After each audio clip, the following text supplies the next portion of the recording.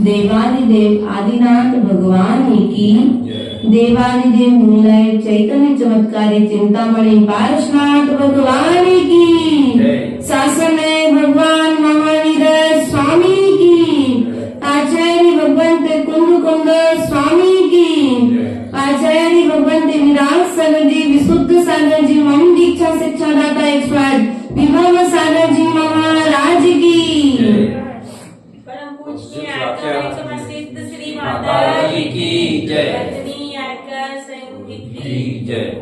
प्रिय बंधुओं, यहाँ पर ग्रंथराज छहवाला जी का स्वाध्याय प्रारंभ है। उसमें पूर्ववत हमने त्र्यंच गति नरक गति के दुखों को जान चुके हैं। आज मनुष्य गति की दुर्लभता और मनुष्य गति के दुखों को पंडित दौलत राम जी अपने शब्दों के माध्यम से प्रस्तुत उनके भावों को हम प्रस्तुत करने का प्रयास और पुरुषार्थ करेंगे। पंडित दौलत राम जी ने कहा, जननी उदर बस्यो 9 मास अंग सकुचते पावे त्रास, निकसत जे दुख पाए घोर, तिनको कहत न आवे और। अर्थात यह जो जीव है, यह जीव 9 महीने तक, कितने महीने तक मोदी जी? 9 महीने। कितने महीने? 9 महीने। कहाँ रहा? माँ के गर्भ में। अब जब माँ के गर्भ में जीव रहा है तो कैसे रहा? जैसे आज अच्छे से बैठे हो, क्या ऐसे ही रहने मिला? सिकुड़ करके। अंग सकुचते पावे त्रास। छोटा सा स्थान है गर्भाशय, शरीर के एक स्थान पर, और उस गर्भाशय में यह जीव सिकुड़ करके 9 महीने तक रहा। और उस जीव ने ऐसे ऐसे दुखों को, अगर आज आपको एक आसन में आप बैठ नहीं पाते, लेकिन वहां पर तो आसन पलटने के लिए जगह नहीं थी। जैसे आपके शरीर की संरचना होती गई वैसे वैसे आपको स्थान मिलता गया। आप सोचो कि वहां करवट ले लो, तो करवट लेने के लिए भी स्थान नहीं था। इतने दुखों के साथ में आप रहे हो। आज लोग कहते हैं हम एक आसन से सामायिक नहीं कर सकते। ध्यान रखो, आप एक आसन में 9 महीने तक मां के गर्भ में रहे हो। बैठने का संस्कार तो है, बनाते नहीं है। सिकुड़ करके रहे हो, जैसे सिकुड़ करके आपको वहां पर मजबूरी में रहना पड़ा है, लेकिन यहाँ पर आप सौभाग्य मान करके यदि सामायिक में बैठोगे तो मनुष्य पर्याय पाना आपका सार्थक। जो दुख हम भोग करके आए वो तो हमने भोगे, लेकिन अब उन दुखों को भोगने के बाद क्या हम उन दुखों की निवृत्ति का उपाय कर सकते कि नहीं कर सकते?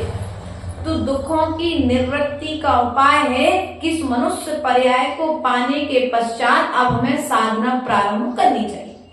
हमारे मोदी जी का प्रश्न है डबरे जी कि हम भगवान के दर्शन करते समय किस तरह की भावनाएं रखें, हम क्या विचार करें भगवान के दर्शन करते हुए? तो हम आपसे कहना चाहेंगे, जो विचार सौधर्मेंद्र ने भगवान के दर्शन करते समय रखे थे, वो भाव यदि तुम अपने भीतर में भरोगे तो निश्चित ही तुम सौधर्मेंद्र जैसे संपत्ति को प्राप्त हो जाओगे। आज हम भगवान के दर्शन करते हैं, ड्यूटी मानते हैं भैया, बालू भैया, ड्यूटी मानते हो कर्तव्य मानते हो?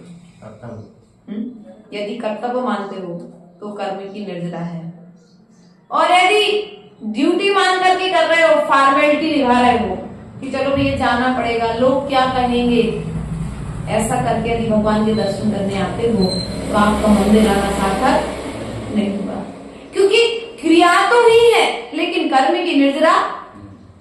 वह क्रिया आपके लिए कर्म काटने की जगह पर कर्म बांधने में सहयोगी, बल्कि भगवान के चरणों में आकर के हम भावना भाते हैं भगवान बनने की। भगवान जैसे आप निर्दोष हो वैसे ही निर्दोष आप हमें भी बनाना। जैसे आपके पास में तिल तुस मात्र भी परिग्रह नहीं है, ऐसा दिन भगवान हमारे जीवन में भी आए कि हम भी सभी तरह के परिग्रहों से रहित हो जाएं। ऐसी भावनाएं भानी चाहिए, ना कि भगवान के सामने आकर के दुखला तो भगवान हमने तो आपकी इतनी भक्ति करी, आपने का दो माला है, हमारी दुकान अच्छी नहीं चल रही, हमारा परिवार अच्छा नहीं रह रहा। नहीं, भगवान के सामने दुखड़ा रोने के लिए नहीं आना है, भगवान के सामने तो धन्यवाद देने के लिए आना है कि भगवान भले ही मेरे पास धन नहीं है, लेकिन फिर भी मेरा मनुष्य पर्याय पाना धन्य है, क्योंकि मुझे आपकी शरण मिली है, मुझे आपकी शरण मिली है। ये मनुष्य पर्याय पाना मेरा सार्थक हो गया, क्योंकि आज प्रातःकालीन बेला में सबसे प्रथम मैंने आपके दर्शन किए हैं। मैंने दुकान पर जाकर के कोई पैसों को नहीं गिना है, कोई ताला नहीं खोला है। किस्मत का ताला खोलने के लिए हमने मंदिर के दरवाजे का ताला खोल करके भगवान के दर्शन कर लिए, हमारा जीवन बदल जाएगा। सौभाग्य मान करके भगवान के दर्शन करो, पाप मान करके मत करो।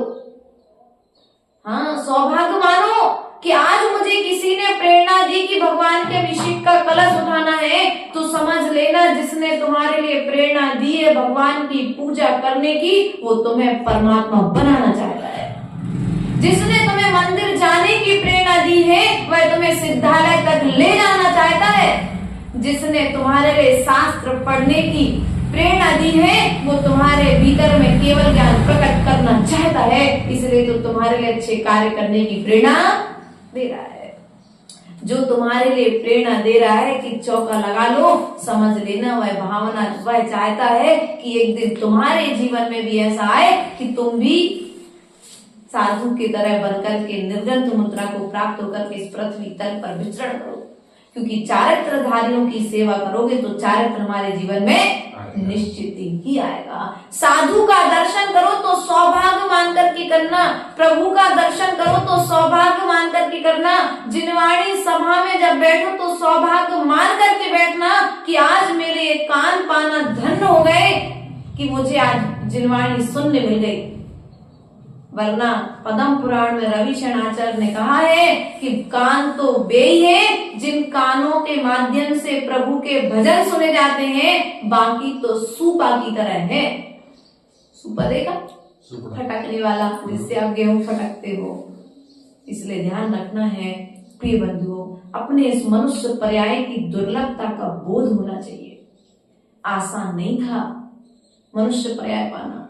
सब कुछ दुर्लभ था, सब कुछ पाना आसान है, लेकिन मनुष्य पर्याय पाना आसान।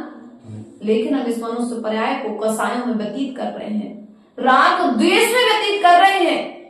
भगवान की महिमा का ज्ञान न होने से हम इसे पाप में व्यतीत विसर्जन कर रहे हैं। इस मनुष्य पर्याय को पाने के बाद हमें इस मनुष्य पर्याय से पुण्य का अर्जन करना है, पाप का विसर्जन करना है। और हम क्या कह रहे हैं? पाप का अर्जन और पुण्य का विसर्जन। यही हो रहा है ना, क्योंकि 23 घंटे में पुण्य कितने घंटे हो रहा है और 23 घंटे में 24 घंटे में पाप कितने घंटे हो रहा है? आपके पास समय आपको ज्ञात है कि नहीं है? यदि 23 घंटे आप धर्म में दे रहे हैं तो पुण्य का अर्जन कर रहे हैं, और 23 घंटे यदि आप पाप में दे रहे हैं तो आप फिर पाप का विसर्जन कर रहे हैं, पाप का अर्जन कर रहे हैं। इसलिए विचार करना है, इस मनुष्य पर्याय को पाने के पश्चात में मुझे पाप का विसर्जन करना है, पुण्य का अर्जन करना है। क्योंकि मोदी जी ध्यान रखना, तुम्हारे साथ में कोई नहीं जाएगा, तुम्हारा पुण्य जाएगा। ये बैठी ना जो माता हमारी, ये नहीं जाएगी तुम्हारे साथ। भले तुम पूरे समाज के सामने विवाह करके लाए थे माता को, लेकिन ये भी तुम्हें मोदी जी ये तो बोलती 7 जन्म तक साथ में रहेंगे बोलती। कहती जरूर है, ध्यान रखना, कहती जरूर है, लेकिन सिद्धांत पढ़ो, सिद्धांत पढ़ो। आगम क्या कहता है? कोई किसी का साथी जिस दिन पुण्य छूटेगा ना, सब छूट जाएंगे। इसलिए यदि बचाने योग्य कोई चीज है तो पुण्य को बचाना, पुण्य को बचाना है तो प्रातःकालीन वेला में मोबाइल नहीं चलाना, प्रातःकालीन वेला में तुम कोई पेपर नहीं उठाना। यदि तुम्हें पुण्य का अर्जन करना है तो प्रातःकालीन वेला में आकर के भगवान के मंदिर का कलश उठा लेना, प्रातःकालीन वेला में आकर के अपने हाथों में जिनवाणी को उठा लेना, तुम्हारी किस्मत पलट जाएगी। पेज तो पलटो, किस्मत पलटेगी। किसके? जिनवाणी की, पेपर के नहीं। यदि पेपर के पेज पलटोगे तो कर्म जुड़ेंगे और जिनवाणी के पेज पलटोगे तो कर्म कटेंगे। अब तुम्हारे हाथ में है कि तुम्हें ये दुर्लभ चीजें मिली है इस मनुष्य पर्याय में, तो तुम्हें इस मनुष्य पर्याय से अर्जन करना है पाप का, कि पाप का विसर्जन करना है। भगवान के सामने आकर के कैसे भाव करें? भगवान के सामने आकर के निर्ग्रंथ बनने के भाव होना चाहिए। ये भाव होना चाहिए कि हे भगवान, आपके पास तो 96 हजार रानियां थी, लाखों पदयात्री थे, सेनापति थे, सवारियां थी, धनकोष खूब बड़ा था, लेकिन फिर भी धन्य है आपका वैराग कि आपने सब कुछ छोड़ करके मोक्ष मार्ग पर कदम बढ़ाया। आज यदि आदिनाथ ने अपना राज्य न छोड़ा होता तो आज इस पंचम काल में धर्म की ध्वजा नहीं लहराती। ध्यान रखना, आज चौका लगाने के लिए कई जगह पर ऐसे दिन आते हैं। यहाँ तो बहुत अच्छा है, वैष्णदेवी में तो लोगों के पहले से नाम आ गए कि हमारे चौके, हमारे चौके, हमारे चौके। पूरा उत्साहित है समाज, साधु आ जाए हमारे नगर में। लेकिन कई जगह पर यदि हो जाए, कोई कह दे कि भैया चौका लगाना है, तो आदमी कहते भैया हमारी तो व्यवस्था। ध्यान रखना डबरे जी, यदि जीवन में उन्नति चाहते हो, एक जीवन में एक हमारा सूत्र अपने पास हमेशा रखना, कभी कोई साधु नगर में आ जाए तो कभी चौके के लिए मना नहीं करना। अगर तुम्हारे पास थोड़ा सा भोजन हो तो एक टाइम भोजन कर लेना, एक टाइम साधु को क्यों? खैर ऐसा बानियों के इतनी कमी नहीं आती।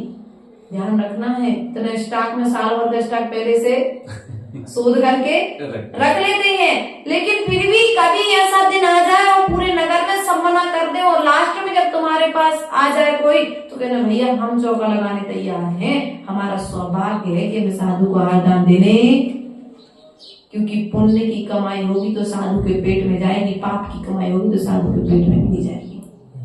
ध्यान रखना, पापियों की कमाई पुण्य आत्माओं के पेट में नहीं जाती है।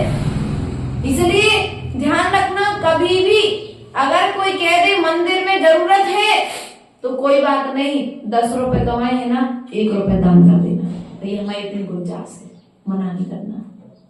कभी ये नहीं कहना मेरे पास ये चीज की कमी है, कोई चीज की कमी नहीं है। भगवान इतनी बड़ी मनुष्य पर्याय दे दी तुम्हारे लिए, तुम्हारे पुण्य से तुम्हारे लिए मिल गई मनुष्य पर्याय। हाथ पैर अच्छे दिए, बुद्धि अच्छी है, आंखें अच्छी है, देख सकते हैं, हाथ पैर चला करके हम कमा सकते हैं, क्या कमी हमारे पास? उनके लिए तो सोचो जो कुछ नहीं कर सकते। इसलिए कभी हतोत्साहित मत हो, जीवन में अपने उत्साह को बरकरार रखो। यदि हतोत्साहित होगे तो फिर जीवन में कुछ कर नहीं पाओगे। भगवान के चरणों में आओ, भगवान बनने की भावना रखो। भगवान ने अर्जन नहीं किया, भगवान ने विसर्जन किया है। क्या भगवान ने विसर्जन किया है? किसका? जो धन कमाया था उस धन का। लक्ष्मी उनके पीछे पीछे दौड़ रही थी समूसर लगाने के लिए। बालू भैया, सौधर्मेंद्र, जब भगवान का जन्म होता है तो एक दिन के लिए जाता है जन्म कल्याणक बनाने। जब भगवान का गर्भ कल्याणक होता है तो गर्भ कल्याणक की पूजा करने एक दिन आता है। जिस दिन भगवान की दीक्षा हो जाती है और जैसे ही भगवान दीक्षा लेते हैं उस दिन से लेकर के केवल ज्ञान कल्याणक तक पूरे समय भगवान के साथ रहता है। सौधर्मित्र, जहां जहां भगवान का विचरण होता है वहां वहां पर स्वर्ण कमलों की रचना करता है। समोसन लगाकर के भगवान की दिव्य ध्वनि की व्यवस्था करता है। तो कम से कम हमारे पास सौधर्मेंद्र ऐसा वैभव नहीं है, लेकिन सौधर्मेंद्र जैसे कार्य करने की क्षमता तो है कि नहीं है। हम समूसण नहीं लगा सकते, लेकिन तखत तो बिछा सकते कि नहीं बिछा सकते? एक विचार करना है हमारे लिए, पुण्य कैसे बढ़ेगा हमारा? मंदिर में झाड़ू लगाना पड़े तो दुर्भाग्य मत मानना, सौभाग्य मानना, क्योंकि जो मंदिर में आज झाड़ू लगा रहा उसे कल सड़कों पर झाड़ू नहीं लगानी पड़ेगी। जो आज मंदिर में भगवान की सेवा कर रहा है उसके चरणों में सेवक अपने आप आ जाए। किसी पंचम काल में ऐसे कई जीव देखे हैं, भक्ति के चमत्कार देखे हैं कि जो लोग कल तक रंक थे आज राजा बनकर के विचरण कर रहे हैं। जिनके घर में रहने के लिए ऐसे घरों में रहते थे कि पानी चूता था। विनोद जी हैं मंडी द्वीप के, उन्होंने अपनी स्टोरी हमको सुनाई थी। बोले माता जी बहुत गरीबी देखी जीवन में, लेकिन आज इतनी संपन्नता आई।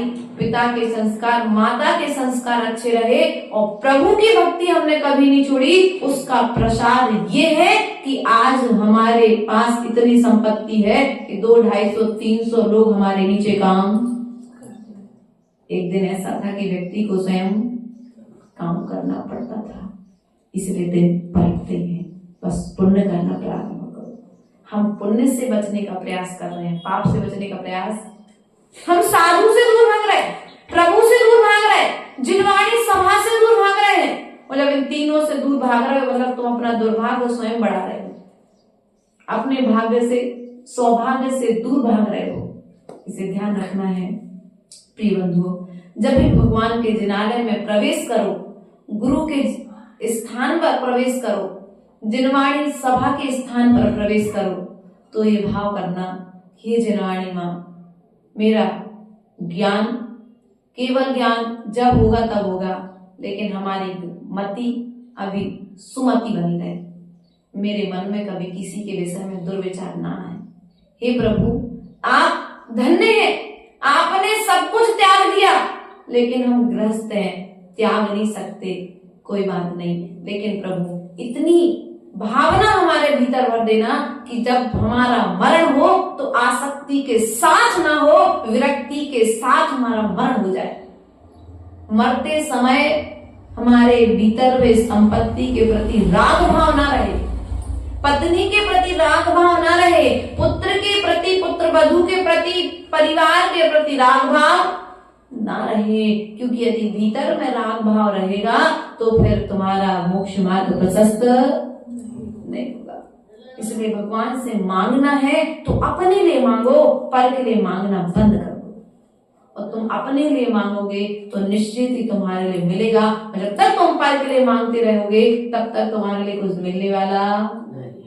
तुम वो चीज मांगो जो तुम्हारे पास में है, जो चीज भगवान की देने की क्षमता है। भगवान धन तो देंगे नहीं, क्योंकि मोक्ष हो गया उनको। अगर धन में सुख होता तो भगवान छोड़ते क्यों? जबरे जी, तो छोटी सी बच्ची 15 साल की तुम्हारे घर की अक्षरा, जिसने क्या देखी दुनिया, लेकिन फिर भी उसे इतनी समझ आ गई उस 14 साल की उम्र में कि मोक्ष मार्ग ही सच्चा मार्ग है। उसने मोक्ष मार्ग अपना लिया। समय नहीं लगा उसे निर्णय करने में, आजीवन व्रत ले लिया। ध्यान रखना है हमारे लिए कि अगर धन में सुख होता, परिवार में सुख होता, पत्नी में सुख होता, तो चक्रवर्ती और तीर्थंकर त्यागते नहीं। इनमें सुख तो नहीं है, विकल्प है, सुख नहीं है। इसलिए यदि तुम वैराग्य मार्ग पर बढ़ना चाहते हो तो पहले विकल्पों का त्याग करो। जिन जिन कारणों से विकल्प उत्पन्न होता है उन विकल्पों को छोड़ो। कहां से? भीतर से कि बाहर से? बर्तन बाहर से मांजते कि भीतर से मांजते? बालू भैया है, बाहर से मांज लो तो अभी तो काम चल जाए, नहीं निकलेगा है अंदर का नहीं निकलेगा, अंदर का नहीं निकलेगा। वही हम आपसे कहना चाह रहे हैं, यदि सामग्री रखनी है और सामग्री सुरक्षित रखनी है तो बर्तन को बाहर से मांजना पड़ेगा। हम भीतर से तो धर्मात्मा, बाहर से तो धर्मात्मा दिख रहे, लेकिन भीतर से कितने धर्मात्मा है ये हम स्वयं जानते हैं, है ना। इसलिए प्रयास और पुरुषार्थ करो, भीतर से धर्मात्मा बनने का पुरुषार्थ करो।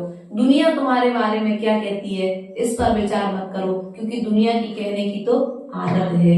जाने के बाद, हमारे जाने के बाद अच्छा कहेगी और जीते जी बुरा कहेगी, कोई बात नहीं, हम पहले नहीं है, हमारे पहले भी ऐसा लोगों के साथ हो चुका है। इतना धैर्य अपने भीतर में रखोगे तो निश्चित ही तुम्हारे लिए जीवन में सफलता मिलेगी। उन्नति का द्वार यही है कि मनुष्य पर्याय आपने पाई है। माँ के गर्भ में 9 महीने रह करके आप संकुचित होकर के रहे हैं और निकलते समय आपने अनेक दुखों को पाया है। अर्थात यहाँ पर पंडित दौलत राम जी कहते हैं कि उन 9 मास के जो गर्भ में जो दुख रहे हैं, माँ के गर्भ में जब ये जीव रहा दीक्षा, बेटा जब तुम माँ के पेट में थी ना, तो पता है क्या खाती थी? माँ का चबाया हुआ निवाला, क्या लार, जो माँ खाती थी वो तुम्हें जूठा जाठन खाना पड़ता था, है ना। इसलिए प्रयास और पुरुषार्थ करो कि अब मुझे माँ के गर्भ में ना जाना पड़े, अब मुझे माँ के गर्भ की यात्रा ना करना पड़े, उन दुखों को ना झेलना पड़े। क्योंकि ऐसा कहते हैं कि निकलते समय इस जीव को माँ के गर्भ से जब निकलता है तो इतनी वेदना होती है कि जितनी वेदना, ऐसी वेदना होती कि वो वेदना मरण के तुल्य वेदना होती है। और ऐसा भी कहते हैं कि शिशु को गर्भ जन्म देते समय माँ का दूसरा जन्म होता है। माँ को इतनी पीड़ा, दोनों को पीड़ाओं का सामना करना पड़ता है। इसलिए पुरुषार्थ करो कि अब मुझे माँ के गर्भ में ना जाना पड़े और जो दुख हैं उन दुखों को भी ना भोगना पड़े, जूठी लार खकार आदि आदि ना ग्रहण करना पड़े। हमने नाना तरह के विष्टा आदि को वहां पर रह करके को ग्रहण किया है। अब मुझे माँ के गर्भ में जाकर के दुखों को ग्रहण नहीं करना है। ऐसा विचार करके हम अपने मनुष्य पर्याय को देव शास्त्र गुरु के चरणों में समर्पित करके अपने जीवन को धन्य करने का पुरुषार्थ करेंगे। जब भी भगवान के चरणों में आए तो एक ही विचार करें कि हे भगवान, जैसे आप हो मुझे वैसा ही बनना है। क्या? जैसे आप हो मुझे वैसा ही बनना है। मुझे सद्बुद्धि दो। क्या मांग रहे हैं भगवान से? उस बुद्धि मांगो। पैसा मांगोगे तो नहीं मिलेगा, बुद्धि मांगोगे तो मिलेगी। क्योंकि भगवान के पास बुद्धि है, ज्ञान है, उनके पास पैसा नहीं। तेल तो स्मार्ट परिग्रह उनके पास। और भगवान हम मांगते कहाँ है? भगवान थोड़े से पैसा दे दो, मैं दुकान मकान। यदि मकान में और दुकान में सुख होता तो महलों के सुख क्यों त्यागते? उनने महल छोड़ दी क्योंकि महलों में सुख नहीं था। उनने धन कोष छोड़ दी क्योंकि धन में सुख नहीं था। उनने पत्नी छोड़ दी क्योंकि पत्नी में सुख नहीं था। उनने पुत्र छोड़ दिए क्योंकि पुत्र में सुख भी उन्हें नहीं मिला। तो सुख कहाँ है? उन्होंने कहा सुख तेरे भीतर में है, उसे खोजने के लिए तुझे मेरे जैसा बैठना, जैसे भगवान बैठे हैं शांत मुद्रा में, नासा दृष्टि में, वैसे हाथ पे हाथ रख कर के भगवान के सामने बैठ जाओ, भगवान का ध्यान करना प्रारंभ कर दो, तुम्हारे लिए भगवान जैसे बनने की तुम्हारी यात्रा प्रारंभ हो जाएगी। इन्हीं भावनाओं के साथ में बोले परम पूज्य आचार्य गुरुवर 108 विभव सागर जी महाराज जी की जय।